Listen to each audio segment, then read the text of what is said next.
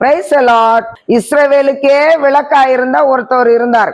அவர் யாருன்னு இந்த செய்தி முடியறதுக்குள்ள யோசிச்சு வைங்க. நீங்க உங்க முழு குடும்பத்துக்கே விளக்கா இருந்திருப்பீங்க. குடும்பத்துல கஷ்டப்படுறவங்களை, உங்க கூட பிறந்தவங்களை படிக்க வச்சு அழகு பார்த்து அவங்களுக்கு திருமண வாழ்க்கையை செட்டில் பண்ணி அதை பார்த்து ரசிச்சு உங்களுக்குன்னு ஒரு வாழ்க்கைய அமைச்சிருப்பீங்க. அது இவங்களுக்கெல்லாம் பயங்கர கசப்பா இருக்கும். எதுக்குன்னா கடைசி வரைக்கும் நீங்க உழைச்சு போட்டுக்கிட்டு இருக்கிறத விரும்புவாங்க. உங்களுடைய வருமானம் அவங்களுக்கு கிடைக்கிறத நின்னு போச்சு பாருங்க. அதனால நீங்க பிரகாசிக்கிறத அவங்க விரும்ப மாட்டாங்க. உங்களால அவங்க பிரகாசிக்கணும்னு தான் ஆசைப்படுவாங்க. உலகம் அப்படிதாங்க போய்கிட்டு இருக்குது. ஒவ்வொரு குடும்பத்திலையும் நடக்கிற சம்பவம் எல்லாம் மனதை உடைக்கக்கூடிய சம்பவம் தான் பாருங்க.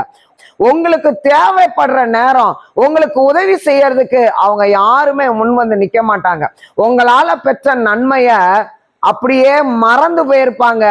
ஏதாவது சாக்கு போக்கு சொல்லி உங்களை விட்டு விலகதான் பார்ப்பாங்களே தவிர, முன்னாடி அண்ணன் அக்கா எனக்கு உதவுனாங்க, இப்ப நானு அவங்களுக்கு உதவணும் அப்படிங்கிற சிந்தனை இந்த காலத்துல நிறைய பேருக்கு இல்லாம போகுது. நீங்க கவலைப்படாதீங்க.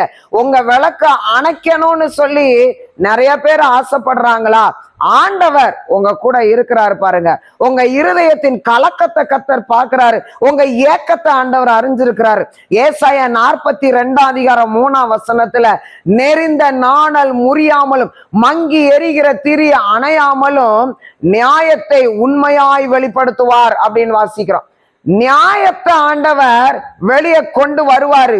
உங்களுக்காக நியாயம் செய்கிறவர், வழக்காடுகிறவர் உங்களோட கூட இருக்கும்போது நீங்க எதுக்குங்க கவலைப்படணும்? 2 சாமுவேல் 22:29 கர்த்தராகிய தேவரீர் எனக்கு விளக்காய் இருக்கிறீர், என் இருளை வெளிச்சமாக்குகிறவர் அப்படின்னு சொல்லி சொல்றத பாக்குறோம். அவர் யாருன்னா, முதல்ல சொன்னேன் பாருங்க, இஸ்ரவேலுக்கே விளக்காய் இருந்தாருன்னு சொல்லி, அந்த தாவீது தான் பிரியமானவர்களே. 2 சாமுவேல் 21:17 இஸ்ரவேலர்களே தாவீத பார்த்து சொன்னாங்க, இஸ்ரவேலுக்கே விளக்காய் இருக்கிறவர் அப்படின்னு சொன்னாங்க. எவ்வளவு பெரிய சாட்சி பாருங்க.